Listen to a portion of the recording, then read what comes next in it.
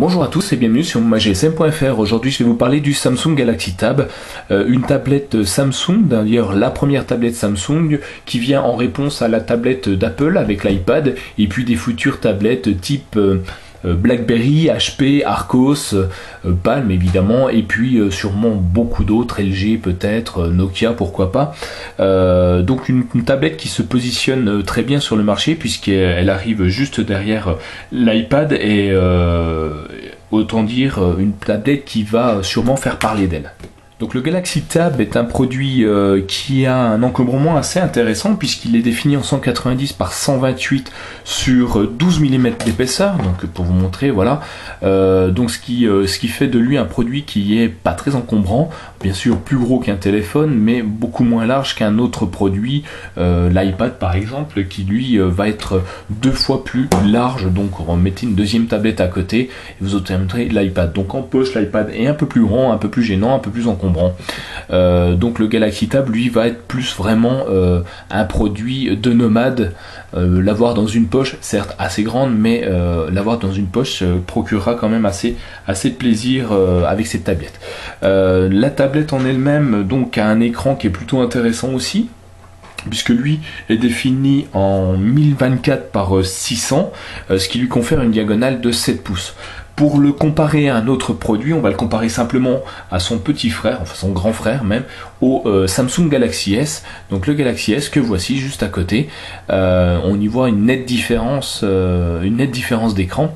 Donc pour vous mettre l'un sur l'autre, je vais justement les mettre les uns sur les autres. Donc le Galaxy S, il y est une fois, il y est deux fois et il y est trois fois. Donc le Galaxy Tab est simplement 3 fois plus grand que le Galaxy S. Par contre, il a le même encombrement en termes d'épaisseur. Et évidemment pas en termes de taille complète, puisque vous voyez quand même un produit qui est très très large pour le Galaxy Tab. Donc les comparatifs avec le Galaxy S sont presque finis, je dirais, puisque la seule chose qui va pouvoir les rapprocher encore une fois, ça vont être son système d'exploitation, puisque les deux sont maintenant fonctionnels sous Froyo 2.2, donc une fluidité d'écran, quelque chose qui nous donne une batterie assez large, une utilisation d'autonomie qui est quand même assez sympa. Au niveau de l'écran, le Galaxy Tab a quelque chose de surprenant, puisque je m'étais habitué au Super AMOLED du Samsung Galaxy S, et là je m'aperçois qu'on est reparti sur un écran TFT en capacitif à 16 millions de couleurs, donc effectivement qui a une luminosité plutôt sympathique. Voilà, je peux vous montrer, bon ça va aveugler la caméra, mais on a une très très bonne luminosité, pardon. On a un contraste qui est vraiment très sympathique. Par contre, rien à voir avec le Galaxy S juste à côté, qui a quand même une définition d'image qui est beaucoup plus sympa. Donc peut-être le prix, peut-être je ne sais pas quoi. J'aurais aimé un Super AMOLED sur le Galaxy Tab. Bon, l'écran TFT est quand même hyper actif, hein. Vous voyez, j'ai pas de lag au niveau du produit. Vraiment très sympa à utiliser. C'est juste un petit regret au niveau de la définition de l'image qui pourrait nous gêner un peu. Mais ça reste un très très bon produit par rapport à son affichage. Au niveau des connectiques, le Galaxy Tab ne déroge pas trop à la règle. Il nous confère toujours un jack 3.5, une entrée jack 3.5 pour utiliser un kit piéton classique. Il nous donne accès ici, très intéressant, à une carte micro SD. Donc en sachant qu'il a une mémoire de 16 Go de base, on peut rajouter une carte mémoire extensible à 32 Go. Donc ce qui nous fait une mémoire plutôt intéressante de 50 Go au total. Donc l'iPad pour le moment ne l'égale pas. Ici, on peut y mettre une SIM classique, une carte SIM d'un opérateur quelconque. Alors c'est de la SIM normale, pas de la micro SIM comme peut le faire un autre constructeur. En dessous, mon petit regret peut-être, ça va être la connectique de charge de liaison PC, qui est une connectique propriétaire à Samsung, que voici donc. Mon petit regret, c'est vraiment ça. Donc ce que j'aimais pas sur Apple avec sa connectique, et ben Samsung l'a repris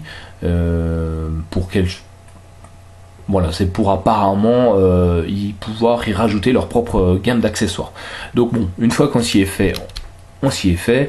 De toute façon, nous n'avons pas vraiment le choix. Donc au niveau des connectiques, connectiques physiques en tout cas, c'est tout, pas d'autres surprises.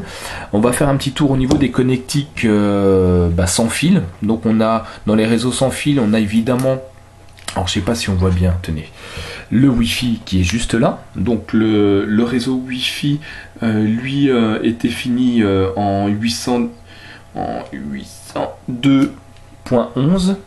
En 802.11 pardon. Il a le Bluetooth qui est A2DP, donc Bluetooth stéréo, et qui est en version 3, donc qui nous permet la vitesse de connexion la plus importante. Et puis évidemment il est réseau 3G, 3G+, donc HSDPA, donc qui nous permet, comme vous voyez, l'HSDPA, un réseau qui peut monter à 7,2 mégabits seconde. Certains utilisateurs d'ADSL vont être jaloux de ça, puisque là, à l'endroit où je suis, j'ai du 7,2 mégabits seconde avec mon téléphone. Donc c'est assez intéressant. Voilà. Au niveau de la connectique, pas de grosses nouveautés, mis à part leur connectique de charge.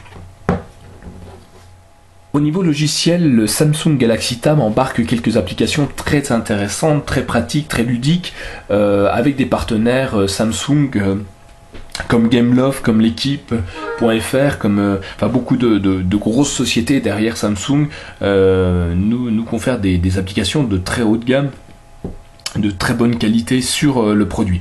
Donc pour faire un rapide tour des applications, les applications embarquées sont l'Android Market évidemment, puisque fonctionne avec Android. Donc toutes les applications Android sont fournies avec toutes les applications Google, comme navigation, un GPS. Nous avons aussi qu'est-ce que nous avons ici? Nous avons Nova, un jeu de Gameloft de tir assez intéressant, de tir à la première personne. Si on a le temps, je vous ferai une petite démonstration de vidéo de ce produit-là. Nous avons Think Free Office, donc un lecteur Word, Excel, PowerPoint et tout team, qui nous permet de lire tous nos fichiers PDF, tous nos fichiers texte, tous nos XLS, .doc, enfin bref, tout ce qui est traitement de texte informatique, tableur et compagnie. Nous avons Google Talk évidemment, nous avons le GPS qui est fourni, ça je vous l'ai déjà dit. Nous avons Vidéo Future, leur partenaire Vidéo Future, qui vous permet de louer vos films directement sur le produit, donc avec en plus une petite vidéo de présentation, donc la bande-annonce de la vidéo que vous allez consulter. Et puis vous avez juste à acheter en cliquant dessus. Comme vous pouvez le voir en ce moment, rendez-vous sur Samsung Galaxy pour télécharger la mise à jour gratuite et bénéficier de 2 films offerts. Donc vous téléchargez 2 films gratuitement pour vous faire aimer ce produit-là. Donc, pour avoir essayé les films sur ce produit-là, on a quelque chose de très intéressant. Donc ça c'était Vidéo Future. Donc ensuite, nous avons les applications YouTube qui sont embarquées, évidemment. Nous avons, qu'est-ce que nous avons? Il y a beaucoup de choses. Need for Speed qui est offert sur Samsung Apps. Nous avons Asphalt 5 qui est offert, toujours des jeux Gameloft. Nous avons Le Figaro qui est offert, nous avons l'équipe.fr, nous avons Adresse qui nous permet de trouver des points d'intérêt autour de vous, et nous avons un accès à Gameloft directement pour acheter des applications en ligne, ainsi que Europe 1 en accès direct depuis le téléphone. Donc c'est un lien direct en fait, c'est un lien direct au, comment ça s'appelle, à Europe 1, pardon. Donc voilà. Je vais faire une mise à jour puisqu'il me demande, vous voyez, c'est super simple. Donc ensuite, que dire d'autre? Ah oui, Google Maps évidemment, et ainsi que Gmail.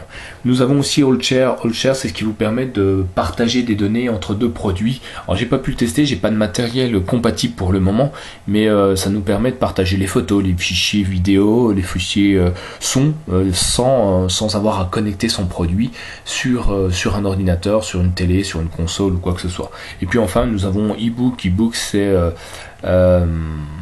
une bibliothèque de livres qu'on a retrouvé sur l'iPhone, sur l'iPad, sur tous les produits maintenant dits du grand domaine public.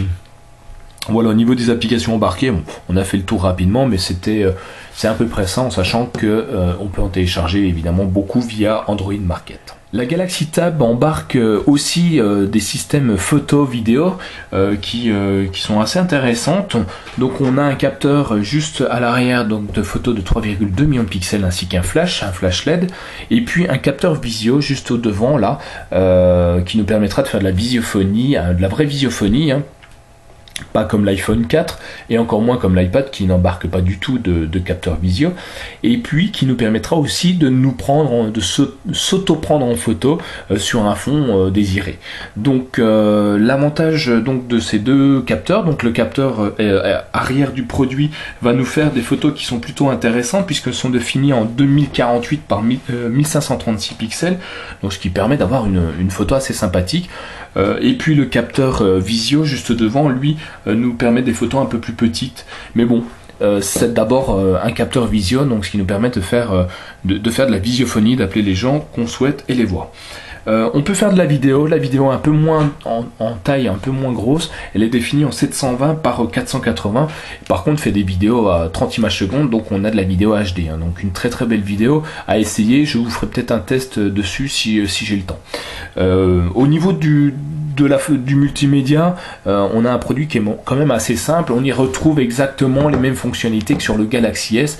Le petit regret à nouveau, pas de touche on-off, enfin pour l'appareil photo, ce qui aurait pu être sympa plutôt qu'un bouton en façade tactile. Vous voyez, pour prendre la photo, je suis obligé d'appuyer sur ce bouton là, et c'est pas forcément ce que moi j'aime. Je préférerais un vrai bouton mécanique, mais bon, on s'y fait aussi à la longue.